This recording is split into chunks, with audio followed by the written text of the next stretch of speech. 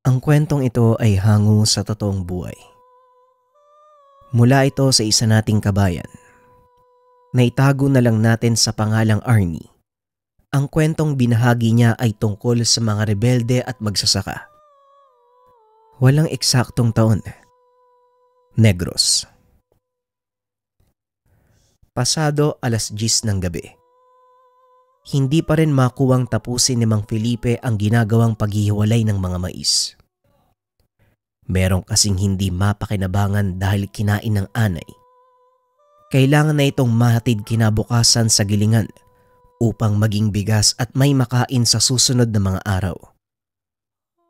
Sa kalagitnaan ng pagiging abala, nagulat siya dahil sa sunod-sunod na putok ng armas. Umalingaw-ngaw ito sa kalangitan. Sinundan pa ng isa, kaya napapasilip na ang matanda para malaman kung ano ang nangyayari. Mas lalo pa siyang nagulat nang makita ang kapatid sa ina, si Mang Manolo, nagmamadaling tumatakbo patungo sa tahanan.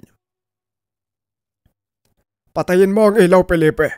Isara mo ang bintana at huwag kang sasagot kapag may kakatok. Bilisan mo! Wika ni Mang Manolo nang makapasok. Nauna siya sa kwarto. Si Mang Felipe na walang naintindihan sa nangyayari. Sumunod na lamang, nagpanggap na walang naririnig ng may kumakatok. Huwag mo nang guluhin yung bahay na yan. Nakita mo nang patay yung ilaw at tahimik eh. Tulog na ang mga tao dyan. Halika na, bago pa tayo makaistorbo. Walang kinalaman yan dito. Wika ng isang lalaki. Siguro andito lang sa paligid yung Manolo na yan.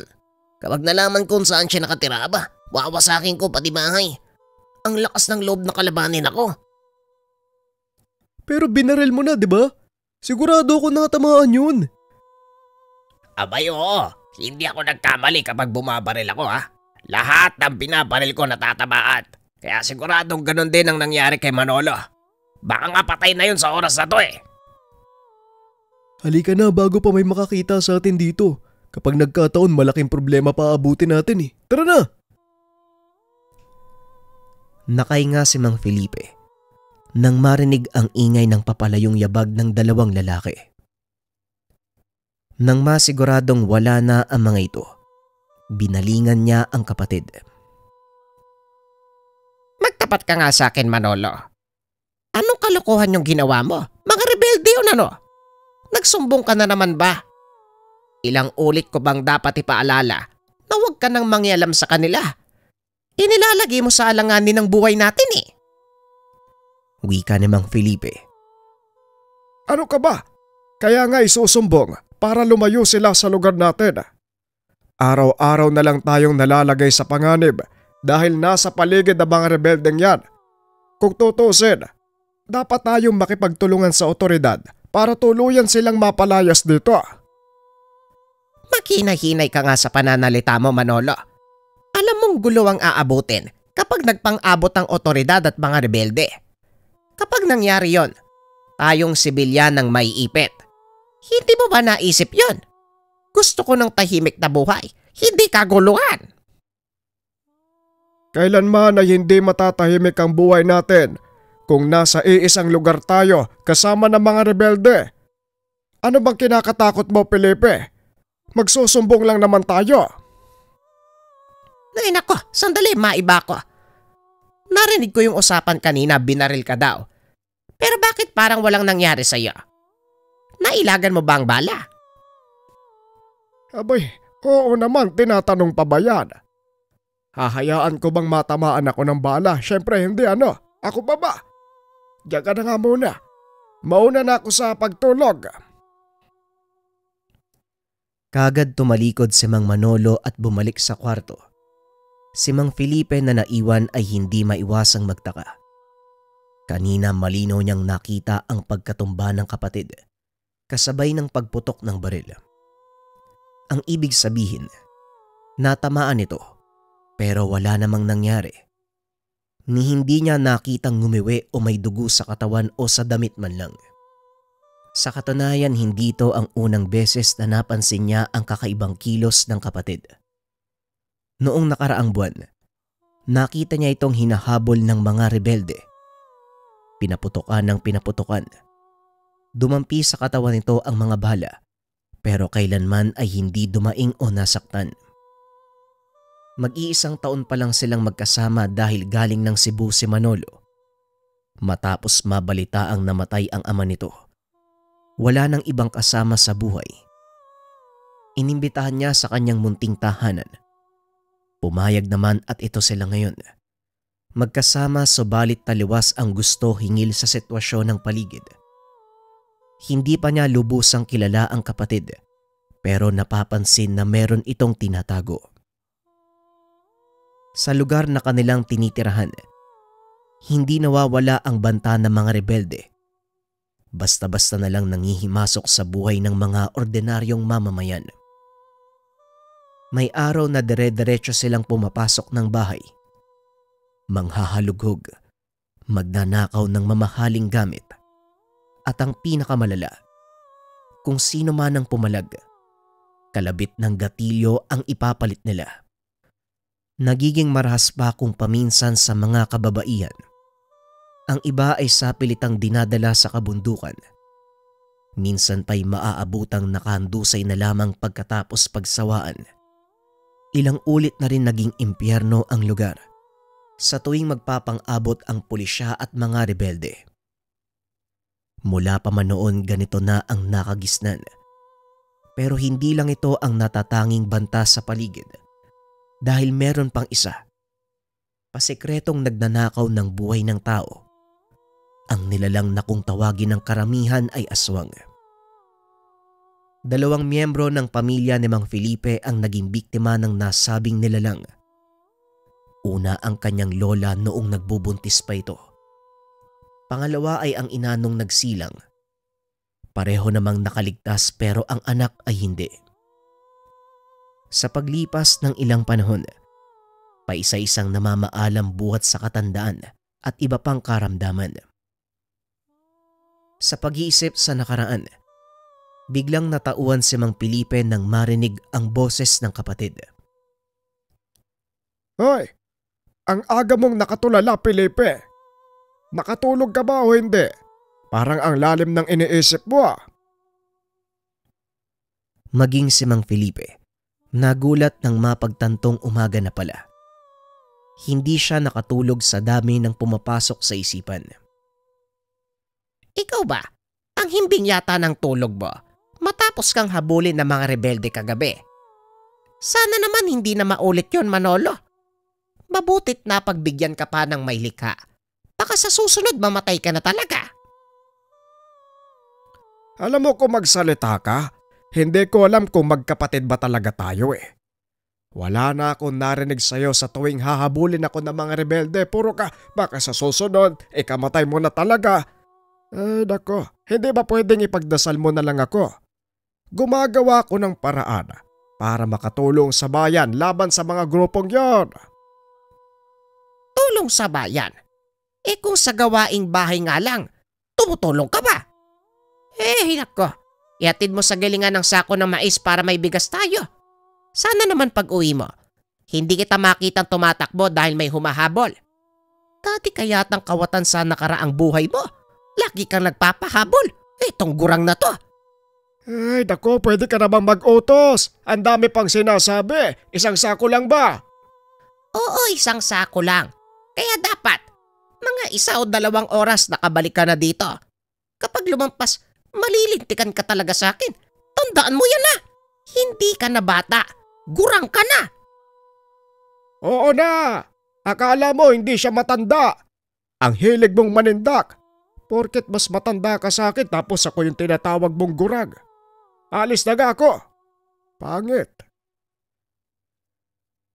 Nang makaalis na ang kapatid, ibinuhos ni Mang Felipe ang atensyon sa paglilinis ng tahanan. Nang pasukin niya ang kwarto ni Mang Manolo para makuha ang lamparilla upang malagyan ng gas. Hindi siya makapaniwala sa nakita sa ibabaw ng mesa. Kwintas ng pangil ng kalabaw. Hindi lang 1 o 2 kung hindi 5. Napapakamot pa siya sa ulo sa pag-iisip. kung para saan ang mga bagay na ito. Nang matignan ang iba pang sulok ng kwarto, wala namang kahina-hinalang gamit, kaya isinawalang bahala na lang din. Aniya sa sarili, baka nakatawaan lamang ito ng kapatid. Makalipas ang 2 oras dumating si Mang Manolo. Karga-karga ang sako ng bigas. Natuwa naman si Mang Felipe dahil walang kung sinong rebelde na humahabol sa kanya. Pero nagtataka ito sa ipinapakitang kilos ng kapatid. Hindi mapakali na para bang may nalamang masamang balita. Ay bakit ganyan ang itsura mo? Hindi ka mapalagay. May nakasagutan ka doon ano? Ano bang nangyari? Sige na, sabihin mo na. Usap-usapan sa gilingan na may inaswang daw kagabi. Sayang no, hindi ko nakasalubong yung nilalang na yon. Nako, papatayin ko yon. Hindi ka pa nasanay. Makailang ulit na tayong nakakabalita na may inaaswang dito sa lugar. Ikaw naman, maghinay-hinay ka sa pananalita mo. Kung makapagsabi ka, parang meron kang kakayahan na labanan ng nilalang ah. Akala mong tapang mo. Ako pa ba? Aba meron na. Manunugis ako doon sa Cebu. Sinasabi ko talaga kapag may aswang lang na maglalakas ang loob na magpakita sa akin, papatayin ko kaagad. Hindi ako magdadalawag isip. Hambog kang gurang ka. Ay nako Manolo, magsaing ka na nga lang dyan nang makakain na tayo. Anong oras na? Kahit iniba ni Mang Felipe ang usapan, sa isip-isip niya, may katotohanan ang sinabi ng kapatid. Kaso nga lang, hindi siya lubusang naniniwala sa kapatid niya patungkol sa ibang sinabi nito. Minsan niya nang narinig na may manunugis ng aswang sa Cebu. Nanirahan doon sa loob ng mahabang panahon ng kapatid. Kaya posible din ang binanggit nito. Kaso nga lang hindi siya kumbinsido. Felipe, isuot mo nga to. Proteksyon yan laban sa masasamang elemento. Lalo na sa mga bala, patalim. At saka palagi nating nakakaengkwentro sa araw-araw ang mga rebelde, di ba? Mainam yan na isuot mo. Nagtaka si Mang Felipe sa ibinigay na kwintas ng kapatid. Ito ang nakita niya sa kwarto. Ano to? Paano nagiging proteksyon ng pangil ng kalabaw, Aber? Puro kakalokohan. Hoy, wag mo ko idamay dyan sa kabaliwan mo. Hindi ako nagloloko, Felipe. Oo, minsan mabiro akong tao pero pagdating sa ganitong usapin seryoso ko. Kailanman, hindi ko hahayaan na may aswang nagagala-gala dito tapos ang bibiktima na tao.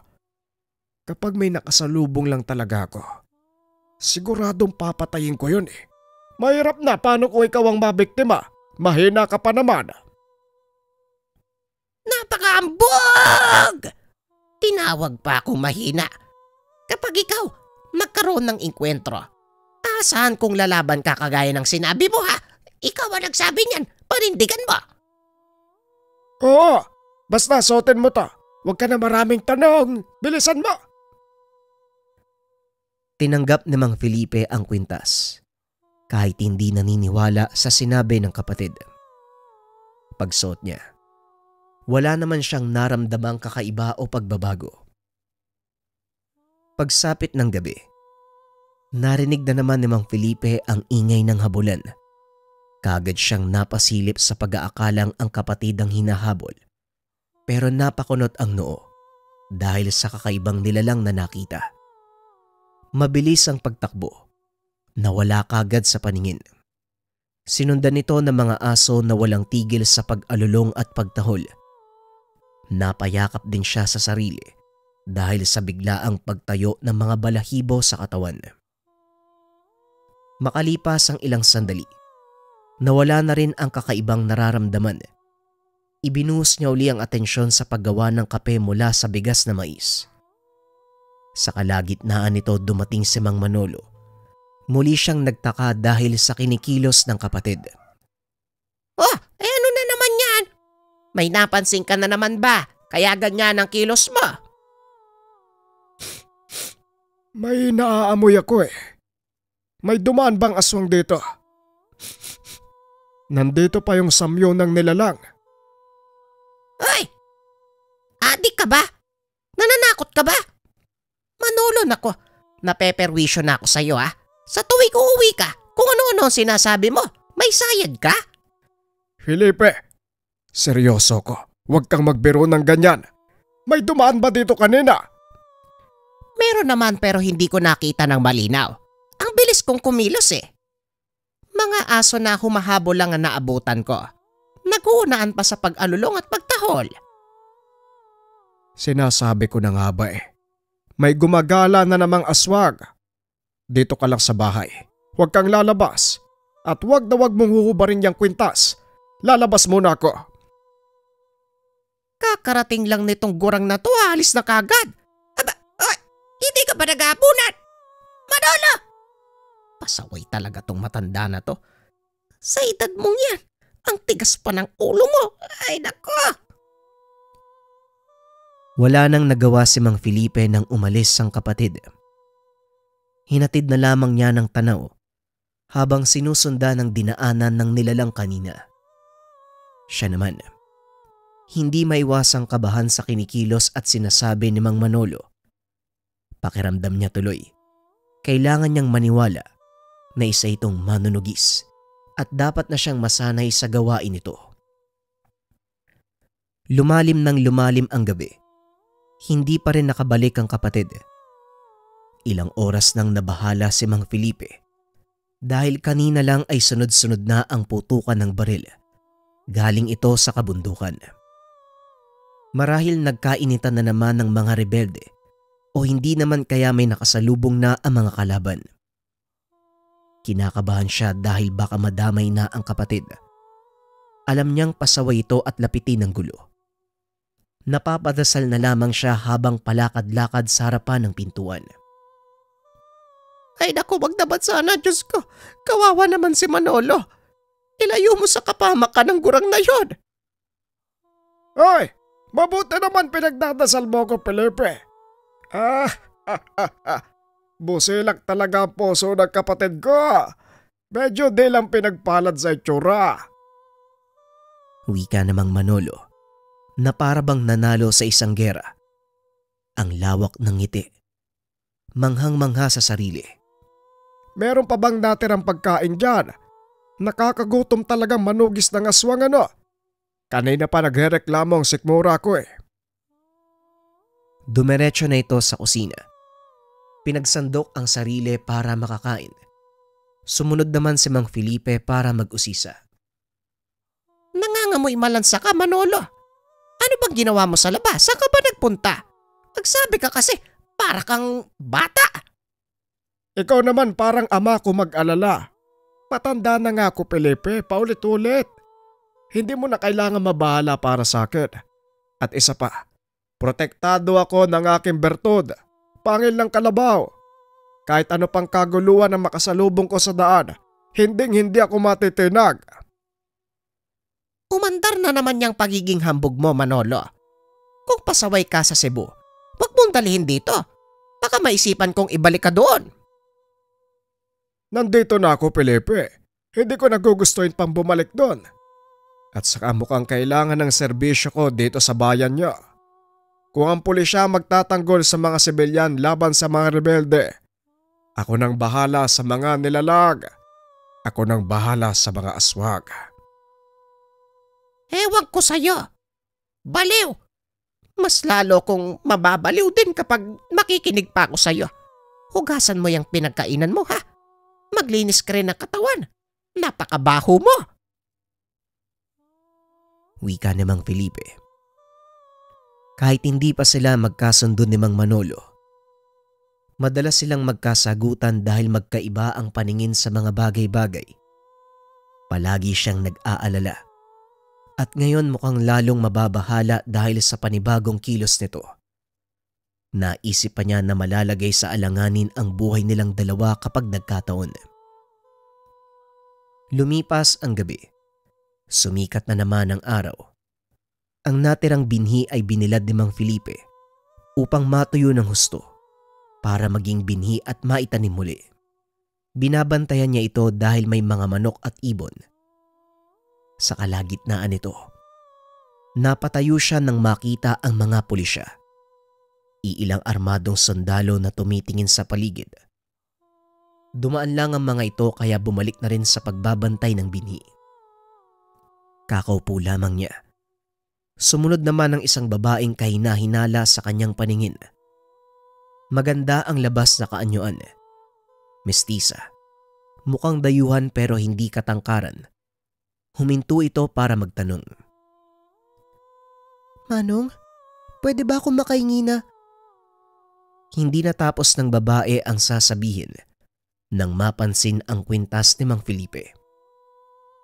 Bago pa man makapagtanong ang matanda, nagmamadali na itong umalis sa lugar. Napapalis din ng daan nang matanaw sa dulo si Mang Manolo. Ano bang meron sa babaeng yon? Daig bang nakakita ng demonyo ah? Natakot yon. Mabuti naman at hindi mo hinubad ang kwintas. Kamuntikan ka ng mabiktima ng aswang. Ano naman ang kinalaman ng pangilang kalabaw? At saka, saan ka ba nagsususuot? Kanina pa kita hinahanap para matulungan ako sa gawain dito. Meron kasing bumili sa atin kaya pinuntahan ko. O ito ho, 115 pesos. Pwede nating magamit para makabili ng pangangailangan. Saan mo nakuha tong pera? Anong bumili? Wala ka namang paninda. Yung 3 mutya, binili ng kakilala kong antingero sa bayan. Binenta ko dahil sayang naman. Kung hindi magagamit ng gusto, meron naman tayong tag-isa, kaya ipinagbili ko at binasbasan. Ay nako, sakit sa ulo. Ano ba talagang meron sa pangil na to? At mukhang napakalaga. Kung tutuusin, ngipin lang naman to ng hayop. Diyan ka nagkakamali, Felipe. Nabuhay ako sa piling ni Tio Pilo na isang antingero. Mutya ng pangil ng kalabawang kanyang pangunahing proteksyon laban sa mga aswag. Marami siyang koleksyon nito eh. Umabot sa 10 kaya binigay niya sa akin ng kalahati at dinala ko rito. Huwag mong sabihin na ngipin lang to. Dahil marami itong kayang gawin na hindi naiintindihan ng ordinaryong tao. Napabuntong hininga na lamang si Mang Felipe habang pinapakinggan ng kapatid. Unti-unti na siyang naniniwala dahil isang patunay na ang nangyari kanina. Ito yung paglapit ng babae na kaagad ding lumayo. Habang lumalapit ito ay nararamdaman niya ang kakaibang dating sa paligid. May naaamoy din siyang matinding pag-alingasaw. Naroon din ang kilabot. Pagtindig ng mga balahibo sa katawan. Dahil dito mas lalo pa siyang nangamba sa pag-iisip na baka ito naman ang simula ng panibagong hamon sa kanilang dalawa ni Mang Manolo.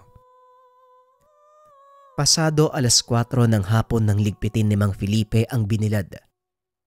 Siya lang ang gumawa. Wala na naman sa bahay si Mang Manolo.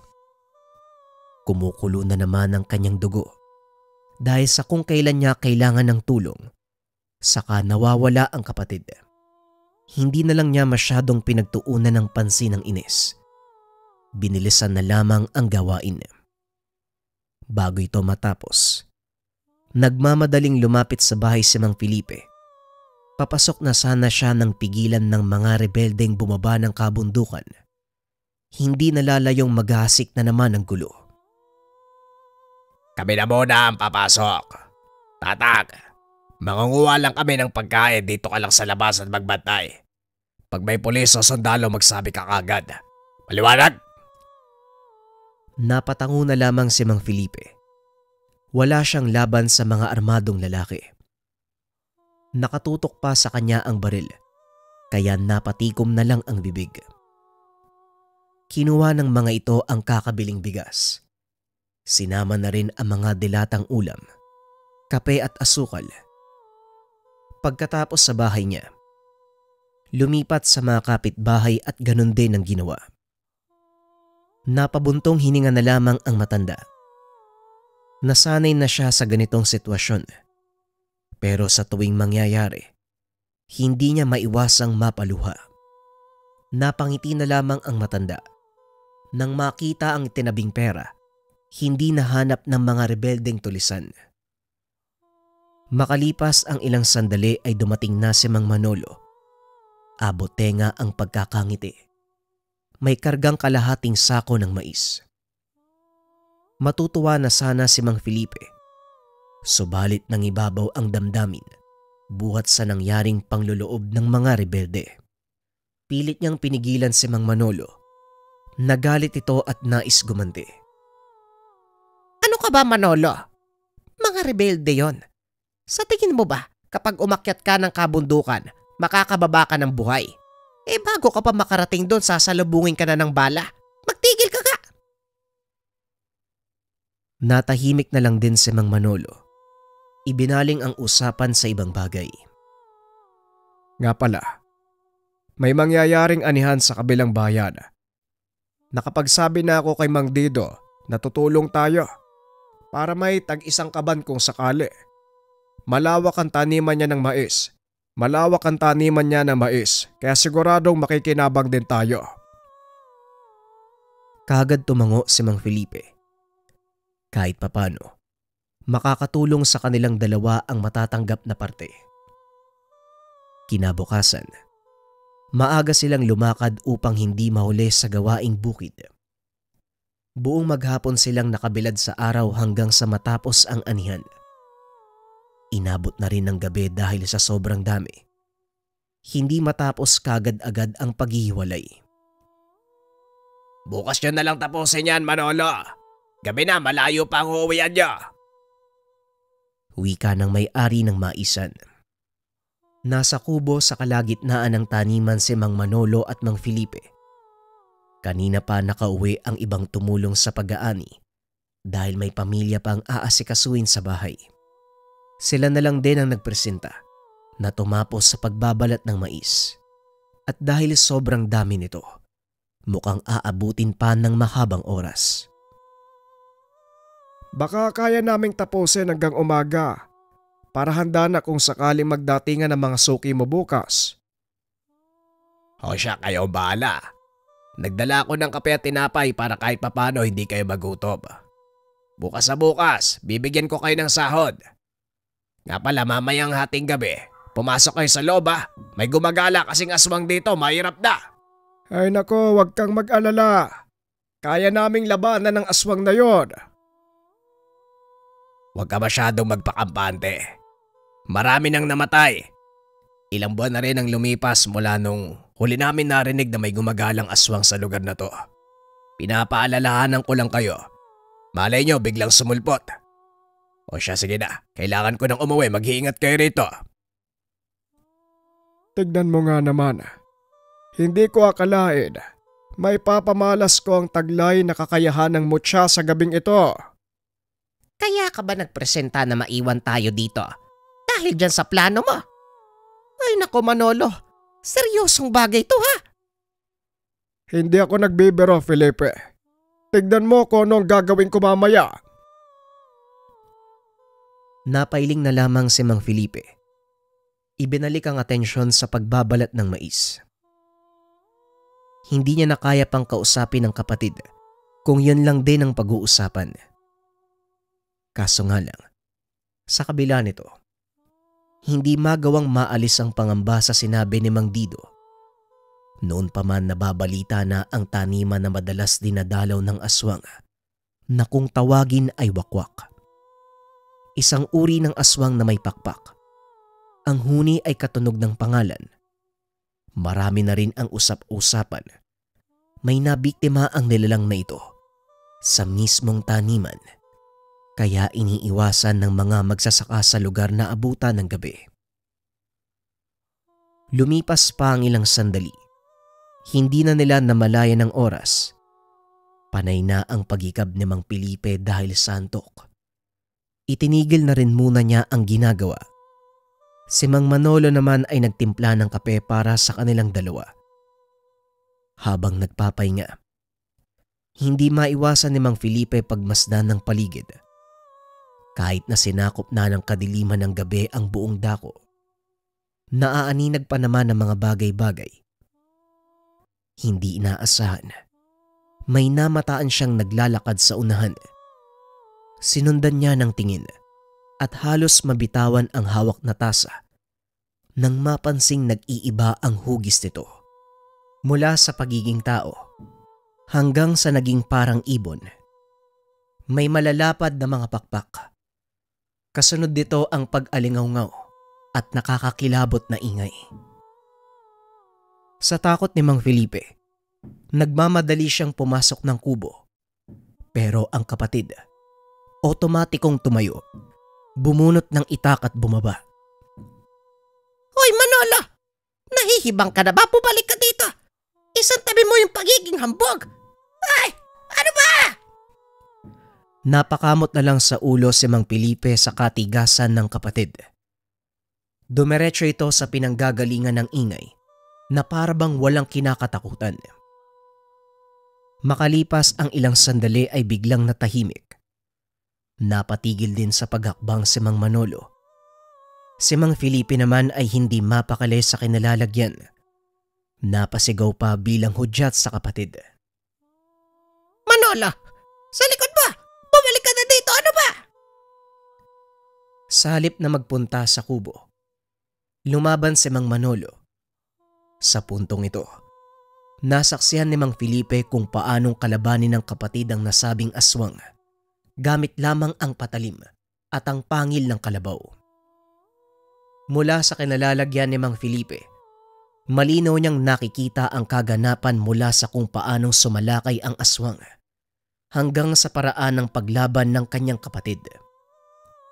Bukod sa ingay ng nilalang, naririnig niya rin ang mga salitang binibigkas ni Mang Manolo. Ibang lengguwahe, hindi niya maintindihan. Tumagal ng ilang minuto ang sagupan. Sunod niyang nakita ay ang paghandusay ng aswang sa taniman. Nang hindi na ito tumayo, nagmamadali siyang lumapit upang masuri ang nangyari. Ayan, tapos na. Patay na. Akala ko naman malakas. Mahihirapan akong lumaban hindi pala. Madali lang patumbayin. Natulala si Mang Felipe kay Mang Manolo at sa bangkay ng aswang. Sunod niyang tinignan ang kabuuan ng kapatid. Hindi ito nagtamo kahit maliit na pinsala. Paano wala ka sugat? Manolo, kitang-kita ko. Kinakalmot ka ng aswang tapos bakit ganyan? Sabi ko naman sa'yo na protektado ako ng pangilang kalabaw. May taglay itong kabal. Hindi makakapayag na masugatan ng taong may tangan. Tignan mo, kahit galos wala ako. Ano, nagdududa ka pa? Dahil sa labis na gulat sa bagong nalaman, hindi na nakapagsalita si Mang Felipe. Napasunod na lang din siya sa utos ng kapatid. Binalak nilang dalhin sa malayo ang bangkay ng aswang upang hindi maging sanhi ng samot-saring reaksyon sa mga magsasaka na magtatrabaho bukas. May malaking butas sa hindi kalayuan. Nagsisilbing tambakan ng mga basura ng buong bayan. Doon nila tinapon ang nilalang. Minabuting matatabunan para hindi makita. Pagkatapos ay bumalik na sila ng kubo upang may pagpatuloy ang naudlot na gawain. Pero si Mang Felipe ay hindi nakapagtrabaho. Nakatulalang nakaupo sa sulok. Masasanay ka rin, Felipe. Lalo na't antingero ang kapatid mo. Huwag ka masyadong mag-alala dyan. Hindi naman tayo papabayaan ng mutya. Napatitig na lang si Mang Felipe kay Mang Manolo. Hindi niya alam kung ilang oras na siya sa ganung posisyon. Hanggang sa namalayan na lamang, nagbabanta na ang pagsikat ng araw. Sakto ring matatapos na ang pagbabalat ng mais. Kung kaya't nagtungo sila sa bahay ni Mang Dido para maningil ng sahod. Matapos matanggap ang isang sako ng mais at salapi, umuwi na ang magkapatid. Pagdating sa tahanan, naabutan nila ang nagkalat na gamit. Nasira na ang pintuan. Ang sabi ng mga kapitbahay, pinasok umano ng mga rebelde. Gayon din ang iba pang tahanan. Buntong hininga na lamang ang nagawa ni Mang Felipe. Pero para sa kapatid, nagmamadali itong naglakad papunta sa kabundukan. Hoy Manolo! Ano ka ba? Para kang ewan. Hayaan mo na lang kasi. Hindi pwede yan, Felipe. Nakailang nakaw na sila sa atin. Kumakayod tayo para mabuhay, tapos sila nabubuhay para magnakaw. O sige, pumunta ka sa kabundukan. Sinasabi ko sa'yo, wala ka ng bahay na uuwian. Huwag mo ko susubukan. Sa paninindak ni Mang Felipe, pinalampas ni Mang Manolo ang hindi katanggap-tanggap na gawain ng mga rebelde. Nagtimpi si Mang Manolo at pinakinggan ng kapatid. Pagkatapos makapag-ayos ng mga gamit at ng pintong nasira, naganda na sila upang maghapunan. Pasado 8:00, nang maisipan ni Mang Felipe na tignan ang mais na nakuha sa anihan kanina. Pagbukas ng sako, nakarinig siya ng mga boses. Pagsilip, 2 armadong lalaki ang nakita. Ito ang naghahanap kay Mang Manolo. Sinasabi ko na nga ba eh. Nandito ka lang sa lugar na to, hayop ka.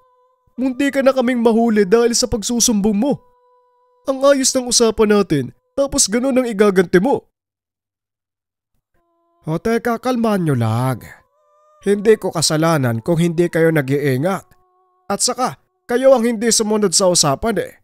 Ang napagkasunduan natin, hahayaan nyo ako manguha ng panggatong doon sa gubat. Pero nung nangyari, binalak ng tauhan nyo na patayin ako. Ang dami mong satsat tanda eh. Kung patay-making ka kaya napin. Dito na lumabas si Mang Felipe para kausapin ng mga armadong kalalakian. Pero bago pa man siya makapagsalita ay kumaripas ito ng takbo. Nagkahabulan sila, si Mang Manolo at 2 rebelde. Hindi nagawang sumunod kagad ni Mang Felipe dahil sinumpong ito ng pananakit ng mga tuhod. Humabol man siya, pero hindi na naabutan ang 3. Narinig na lamang niya ang mga putukan. Palihim na nagdasalang matanda para sa kaligtasan ng kapatid. Pagdating ni Mang Felipe sa agubatan, tumigil siya dahil hindi na kaya pang tumakbo. Hinihingal at pinawisan. Ilang sandali lang natanaw niya sa unahan si Mang Manolo at ang 2 rebelde na humahabol dito. Bago pa man makapagsalita sa 3, nagsiputukan na ang mga hawak na armas. Pero laking gulat niya nang makitang buhay pa rin ang kapatid sa kabila ng pagliparan ng mga bala.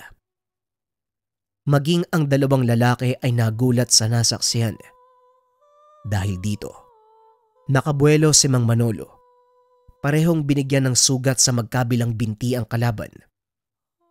Nagmamadali na rin itong umalis. Iniwan ang 2 na labis sa paghiyaw.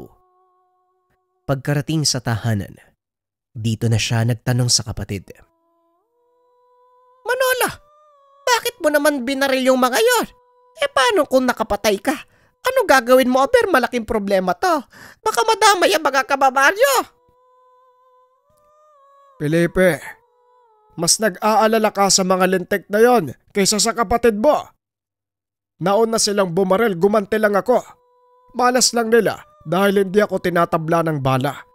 At saka huwag kang mag-alala, hindi mamamatay ang 2 yon. Natahimik si Mang Felipe. Hindi may paliwanag ang nasaksihan kanina. Malinaw niyang nakita kung paanong sunod-sunod na pinaputukan ng 2 lalaki ang kapatid. Pero sa halip na humandusay, nanatiling nakatayo at nakaganti pa. Nang makaisip ng ideya, nilapitan niya si Mang Manolo at tinignan ng katawan. Wala siyang nakitang sugat pero may iilang pasa. Ganyan lang ang natamo ko, hindi sugat. At saka hindi naman masakit eh. Wala nga akong naging reaksyon, kita mo naman. Talaga nga bang may waga ang ngipin na to? Oo nga, kaya wag mong huhubarin. Proteksyon mo yan eh. Magtiwala ka ng buo. Ang mutya na ang bahala sa kaligtasan mo. Dahil marami na ang nasaksiyang patunay, naniwala na si Mang Felipe. Sa paglipas ng ilang linggo, napanatag ang kalooban ng lahat dahil hindi na nagparamdam ang mga rebelde. Napapadalas na rin ang pagroronda ng mga sundalo, kaya marahil nagtatago na ang nasabing grupo. Kasabay naman ng pananahimik ng mga rebelde ay siya namang paglipana ng mga aswang sa bawat lugar. Merong usap-usapan. Wala namang taong napuruhan pero nagdulot ng takot sa lahat. Isa sa hindi mapakali ay si Mang Manolo. Siya bilang isang antingero na may kakayahang pumuksa ng mga nilalang na may masamang hangarin sa tao. Hindi matatahimik hanggat nabubuhay ang usaping ito. Maigpit naman siyang binantayan ni Mang Felipe dahil para dito, kahit meron pang pamprotektang mutya, hindi mahuhulaan ang posibleng mangyari sa kapatid. Hanggang sa dumating ang isang araw, isang buntis ang nabiktima sa kabilang baryo. Dito na naglakas ng loob si Mang Manolo na magmanman. Matalik na kaibigan ng kanilang pamilya ang nasabing kakilala, kaya ganun na lamang ang reaksyon nila. Grabe, hindi na naawa sa bata. Hindi pa nga nakakalabas, pinatay na kaagad. Wika ni Mang Felipe. Ay walang pinipili ang aswa. Malas lang dahil anak ko ang naaktuhan. Bakit ba naman kasi hindi umuwi si Julio? Ayan tuloy, walang nagbantay. Wika ng ina ng biktima. Ilang beses na bang inaswang ang lugar nyo? Ngayon lang ba o may nangyari na ba noon? Tanong ni Mang Manolo. Mula pagkabata ko, hanggang siya ngayon mabibilang lang siya daliri. Pero nitong nakaraan sunod-sunod na. Anak ng kumare ko, buntis na dali din. Walang nakakakilala o nakakaalam sa aswang na dumatalok sa lugar na to. Tugon ng ginang. Sigurado akong babalik ang aswang dahil may mga kapitbahay pa kayong buntis. Hayaan nyo, Aling Giling. Dito muna kami ni Felipe para magbantay. Tutugisin natin ang nilalang na yan. Maraming salamat kung ganon. Pero paano nyo naman mauhuli? Malakas yung nilalang na yon. Tanging tao na may tanga na mutya o anting-anting ang makakatapat. Meron ba kayo niyan? Baka madaan ho namin sa mano-manong laban, Aling Giling. Meron namang aswang na hindi kalakasan. Yung kayang tapatan ng lakas ng tao. Sagot ni Mang Felipe. Inunahan niya ang kapatid bago pa madulas na meron silang tangan. Hindi niya alam kung bakit yun ang nasabi. Pero para sa kanya, mas mabuting silang dalawa lang ang nakakaalam na meron silang mutya. Katulad ng sinabi ni Mang Manolo, nanatili sila sa bahay ng kakilala para silang tanod na palakad-lakad sa harapan at likod ng bahay. Maging sa paligid ay nagmanman sila. Si Mang Felipe naman, hinabaan ng pasensya sa ginagawa dahil ayaw iwanan ang kapatid. Lalo na kilala niya kung paano ito kumilos. Padalos-dalos at tila hindi nag-iisip. Napapangibabawan kasi ng pagkahambog at masyadong bilib sa sarili. Felipe, alam kong inaantok ka na. Pumasok ka na doon at magpahinga. Hindi mo na kailangan makisali sa pagbabantay dito. Kaya ko na to. Huwag kang maingay, Manolo. Hayaan mo ko dito.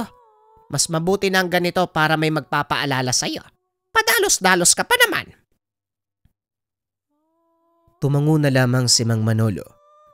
Hinayaan ng kapatid na samahan siya. Nag-antay sila ng ilang oras hanggang sa sumapit na ang 12:00. Nakailang tawag na rin sa kanila si Mang Julio, ang asawa ni Aling Giling. Gusto silang papasukin para makapagpahinga. Pero ayaw ni Mang Manolo. Wala nang nagawa ang matanda kung hindi hayaan ang dalawa.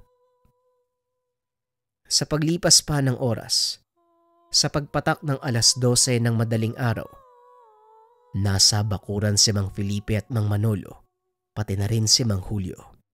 Sinamahan niya ang magkapatid at inayang magkape. Ilang sandali lang bago maubos ang laman ng tasa, napalingon si Mang Manolo doon sa bandang unahan. Hinawakan niya ang mutya. Nang mapagtantong may nilalang, nagmamadali nitong dinampot ang itak sabay lakad. Alerto naman ang kapatid na kaagad na sumunod. Si Mang Julio ay naiwan. Nagmamadaling pumasok ng bahay para sa kaligtasan. Manolo, ano bang meron at wala kang pasabi? Basta-basta ka nalang tumatayo at lumalakad. Saan ba tayo pupunta? At puro kahoy ang nakapaligid. Kahit kailan ang ingay mo talaga, Felipe. Hindi mo ba napapansin ang pag-init ng mutya? Senyales yan na may aswang sa paligid. Nandito tayo sa Kakauyan dahil ito ang tinuro na lugar. Oh, ayun na. Kita mo yung nakadapa sa damuhan? Yan ang aswang na tinutukoy ng mutya. Halika na, pagtulungan natin ang isang yan. Kagad napahawak ng kwinta si Mang Felipe. Katulad ng sinabi ng kapatid ay umiinit nga ito. Wala na rin siyang magawa, kundi sundan si Mang Manolo na dahan-dahan at maingat na lumalapit sa kinalalagyan ng aswang. Napabunot na rin siya ng itak. Kahit nangangatog ang tuhod sa takot, wala pa rin tigil sa paghakbang. Nang makalapit na si Mang Manolo sa kinalalagyan ng nilalang, kagad niya itong inambahan. Naalerto ang aswang, pero wala na ring nagawa maliban sa paghiyaw matapos tagain. Nanlaban pa ito at dahil sa taglay na lakas. Bagyang tumilapon si Mang Manolo. Kagad namang umatake si Mang Felipe, pero naniga sa kinakatayuan nang humarap ang nilalang. Nawalan siya ng lakas. Pinangibabawan ng takot.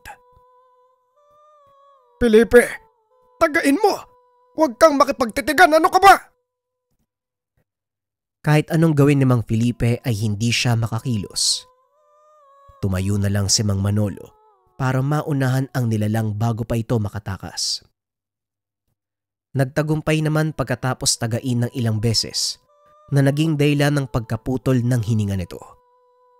Nangisay ng nangisay ang katawan hanggang sa tuluyang namatay. Ganyan, Felipe. Hanggat may pagkakataon ka, tagain mo agad.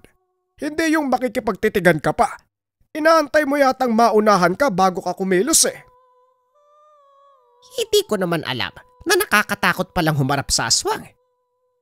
Ilang beses na ako nakarinig ng balita tungkol sa nilalang na ito. Pero ngayon pa lang ang unang pagkakataon na makita ko ng harapan niyan. Wika ni Mang Felipe na mabilis pa rin kumakabog ang dibdib. Katulad ng ginawa sa aswang na nakainkwentro nung una. Naganap sila ng lugar kung saan pwedeng iligpit ang bangkay. Hindi na rin kailangan magpunta sa malayo dahil masukal na ang kinalalagyan at pwedeng isiksik sa sulok ang katawan. Pagkatapos sila doon sa lugar, nagmamadali na silang umalis. Sa bahay nila Aling Giling at Mang Julio, nagpalipas ng ilang sandali ang magkapatid. Umalis sila pagsikat ng araw. Iniwasan ni Mang Manolo na mapag-usapan ang naganap. Bagay na pinagpasalamat ni Mang Felipe. Napahanga rin siya dahil kapatid mismo ang umiwas. Umiwas lang ako kasi baka sumama yung loob mo. At isa pa bilang antingero, hindi naman talaga sinasabi sa ibang tao na meron kang napatay na aswang o kahit anong masamang nilalang. Mabuti naman kung ganon, para hindi na haba ang usapan. Mamaya, may masabi pang hindi magandang iba eh. Normal na ugali ng mga tao yan. Tutulungan mo, tapos bibigyan ng ibang kahulugan. Gagawin ka pang masama kapag nagkataon. Wika ni Mang Felipe. Nagmamadali silang maglakad para makarating sa tahanan. Isang buwan ang lumipas magmula nung huli silang nagkaengkwentro ng aswang. Naging payapa na rin ang kanilang buhay dahil hindi na nagpaparamdam ang mga rebelde na isa sa nagpapahirap sa araw-araw na sitwasyon. Akala ni Mang Felipe magpapatuloy na ang kapayapaang nalalasap. Ito pala ay panandalian lamang. May nagbabadyang panganib. Sa sumunod na araw, lumuwas silang dalawa sa karatig bayan upang magtanim ng binhi sa isa pang kakilala. Hindi nila pinalampas dahil malaki ang napagkasundo ang suhol. Masyadong malawak ang lupain kaya hindi matatapos kagad. Pinayagan naman silang makapagpahinga sa kubo kung sakaling abutin ng gabi o gugugol ng mahabang oras bago matapos ang gawain. Naging abala ang kanilang atensyon sa pagtatanim hanggang sa namalayan na lamang na unti-unti nang dumidilim ang paligid. Felipe, nagatid ng hapunan si Madam Cora. Halika na muna bago lumapig ang sabaw. Bukas na lang natin ipagpatuloy ang pagtatanim. Hindi na kaya pang makita ang tudlig. Wika ni Mang Manolo sa kapatid. Kahit gabi na, pinagtsatsagan ang ilaw mula sa sulo para maituloy ang pagtatanim. Tumigil naman ito. Sabay silang nagapunan. Pagkatapos kumain, kanya-kanya sa paghitit ng sigarilyo ang dalawa. Sinamahan kasi ng amo ng tabako ang paghatid ng pagkain kanina. Habang nagpapalipas ng oras, ibinuhos ni Mang Manolo ang atensyon sa pagmamatsyag sa paligid. Si Mang Felipe naman, naglatag ng banig sa lapag upang matulog. Manolo, mauuna na ako sa pagtulog ha. Pagod na ako at inaantok eh. Ikaw bahala ka na sa sarili mo kung matutulog ka ba o hindi. Hindi pinansin ni Mang Manolo ang kapatid. Abala ang kanyang paningin sa paglalakbay sa madilim na dako. Ilang sandali lang ang lumipas. Nakapansin siya ng kakaiba sa paghinga. Katulad ng inasahan, uminit ang mutya. Kasabay nito ang pag-alingasaw ng matinding amoy. Naging alisto siya. Dinampot ang itak sa tabi. Matalim na napapatingin sa paligid. Kaagad niyang pinuntahan ang pinanggalingan ng masangsang na amoy pero walang mahanap. Walang katao-tao o anumang nilalang ang naroon sa malawak na kapatagan. Sa dulo ng taniman, tinalasan niya ng husto ang paningin at pangdama hanggang sa naaktuan ang aswang na nagtatago. Naroon nito sa hukay ng pinagtambakan ng mga dayami. Napansin siya nito, kaya naman mabilis na nakalayo. Pero hindi na nakatakas dahil nasundan niya kagad. Nagkaroon ng habulan, pero natigil din kagad nang mahabol ng taga ni Mang Manolo ang aswang. Dumiretso ang talim sa dibdib nito. Nadaplisan pa ang baba. Bagong hasa ang itak. Malalim ang naiwang sugat. Malakas na umangil ang nilalang. Dahil tahimik ang paligid umalingaw-ngaw ang ingay, hindi na ito tinantana ng matandang antingero. Ibinuhos ng husto ang lakas para matapatan at mailigpit ang aswang pero may pagkakataon na nakabawi ito dahil sa taglay na pambihirang lakas. Ilang beses din siyang nahirapan, napapasubsob, subalit muling tumatayo para lumaban. Nang makabuelo si Mang Manolo, hindi niya na pinalampas. Ginamit ang buong puwersa ng mutya na naging dahilan ng kamatayan ng nilalang. Upang makasigurado, pinulupot niya ang leg nito. Inantay pa ang ilang sandali. Tinignan kung kikilos ba. Hindi na kontento si Mang Manolo. Pinugot niya ang ulo ng aswang. Pagkabalik niya sa kubo, bumungad ang kapatid na mahimbing na natutulog. Malakas pa ang hilik. Hindi na rin niya ginising, pero nang makitang tinanggal ang kwintas na mutya, kagad niyang ibinalik sa leeg nito. Sabing wag tatanggalin eh. ito na lang ang natatanging proteksyon na meron tayo. Pasaway ka rin pala. Magkapatid nga tayong dalawa. Napailing na lamang si Mang Manolo at sa halip na matulog, bumalik siya sa labas upang linisin ang mantsa ng dugo ng aswang na kumapit sa patalim.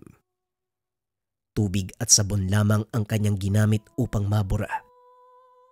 Pagkatapos nito, hindi na naisipan pang matulog. Pinalipas na lamang ang oras na nakaupo sa labas.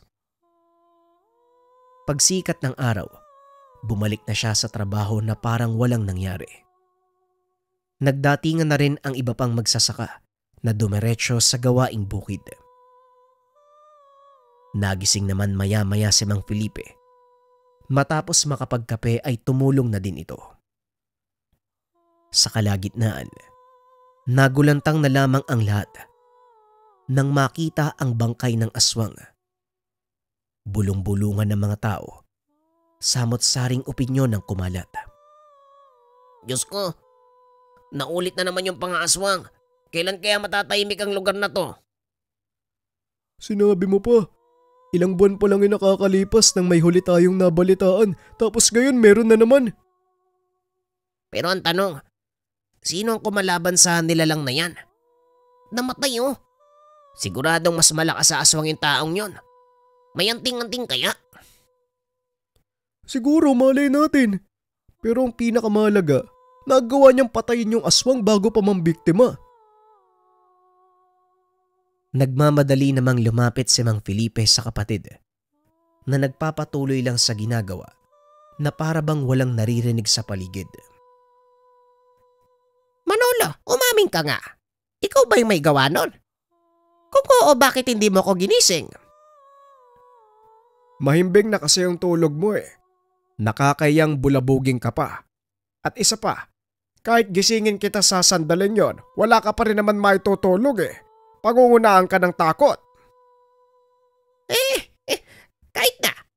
Pero bakit hindi mo niligpit yung bangkay? Hinayaan mong makita kagad. Niligpit ko naman. Hindi ko lang akalain na mahanap kagad. Napabuntong hininga si Mang Felipe sa sinabi ng kapatid. Ni hindi man lang ito nag-abala na huminto sa trabaho para kausapin siya ng maayos. Hinayaan niya na lang din at nagpatuloy na sa trabaho. Pagsapit ng hapon natapos na ang gawain, nagbigay kagad ng suhol si Madam Cora na siyang nagmamay-ari ng taniman kaya hindi na nagtagal sa lugar ang magkapatid. Lumipas pa ang mga araw. Wala na silang naririnig na insidenteng may kinalaman sa aswang.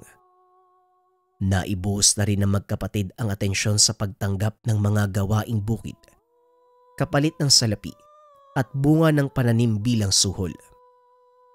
Kahit wala na silang nakakaengkwentrong nilalang, tangan-tangan pa rin nila ang mutya. Kahit si Mang Felipe na hindi naniniwala noon, ngayon hindi na makakapayag na mahubad ang kwintas sa kanya. Paulit-ulit siyang pinapaalalahanan ni Mang Manolo hanggang sa nasanay na lamang. Naging payapa na ang paligid sa usaping aswang, pero patuloy pa ring nagdurusa sa banta ng mga rebelde na basta-basta na lamang ng loloob sa mga tahanan. Swerte lang sa parte ng magkapatid dahil kahit ilang bala pa ang dumampi sa katawan, hinding-hindi tatablan ang kambal matandang antingero. Maraming salamat sa pakikinig ng ating kwento mga kabayan. Sobrang nakakatawa yung mga ganitong type ng storya kasi parehong makulit yung bida. Kumaga parehong matanda. Kaya aliw na aliw ako habang ninanarate ko siya. Pero nakakamangha din ano. Isang naniniwala sa dulo, dalawa na silang naniwala sa tangan. Talagang hanggat hindi mo nararanasan ng isang bagay, hindi mababago yung paniniwala nyo eh. Kaya mga kabayan, kapag meron kayo nakaengkwentro na sasabihin, di ako naniniwala sa ganyan, hayaan nyo lang sila mga kabayan. Yung mga hindi nakikinig kapag pinagsasabihan, hayaan yung maranasan na lang isang bagay. Pagtagal sila mismo yung lalapit sa inyo Sasabihin nila totoo pala yung sinasabi nyo. Yun lamang, maraming salamat. Paalam. Hindi aayos yung buhay mo hanggat hindi mo nasusubukan to. Pero bago yun, ano ba yung mga bagay na gumagabay sa buhay ng isang tao? Pinakamahalaga, kalusugan. Kapag hindi maayos ang katawan, sira ang lahat ng aspeto ng buhay. Pangalawa, pag-ibig. Kapag hindi nagmamahal o lito sa konsepto ng pagmamahal, sira ang paggawa ng desisyon, madalas nauuto, naloloko. Pangatlo, pera. Hindi alam kung paano kikita o kung sakaling alam man, hindi alam kung paano magbabudget para sapat na makaipon o madoble ang pera at puna ng pangangailangan sa araw-araw. Huli, career. O ano bang gusto mong gawin sa buhay mo? Yung kikita sa trabaho at the same time, makakatulong ka sa ibang tao. Lahat ng ito ay mga energy o puwersa na tumutulak sa daloy ng buhay ng isang tao kung saan tayo mapupunta. Mabuti man o masama, isa o dalawa dyan ang masira, maapektuhan ng kabuang daloy ng enerhiya sa buhay ng isang tao. Minsan nagtataka kayo, may mga tao na alam kung ano yung gagawin sa buhay nila. Career, finance, love life and health. Parang perpekto. Kagaya nga ng sinabi ko, enerhiya. Ang buhay ay binubuo ng energy, may mga bagay tayo na pwedeng gamitin. Pagkunan upang ma-attract ang mga positibong enerhiya na makakatulong sa atin araw-araw. Halimbawa, buhok ng nyog na may isang mata. Kilala ito noon bilang pampaswerte sa buhay. Pangalawa, leklay. Mula sa mga natural na bato sa kabundukan, inilalayo ka sa kapamakan at masamang enerhiya. Diamante negra, proteksyon sa masamang elemento at nilalang. Nag-a-attract ng katalinuhan sa taong nagdadala. Hindi lang yan, meron pang 2 sangkap na makakatulong sa lahat ng aspeto ng buhay at ang pinakasekreto may kasamang mutya sa loob. May kasamang orasyon, pati na rin guide kung paano gagamitin. Lahat ng yan ay nandito sa gabay medalyon. Idagdag mo pa ang pinakasimbolo ng gabay medalyon. Kilala at ginamit na ng ating mga ninuno nung unang panahon na gabay sa paglalakbay patungo sa pagtuklas ng buhay. Isang produkto, sasagot sa 4 na problema. Career, health, love, and finance. Kung interesado ka, subukan mo.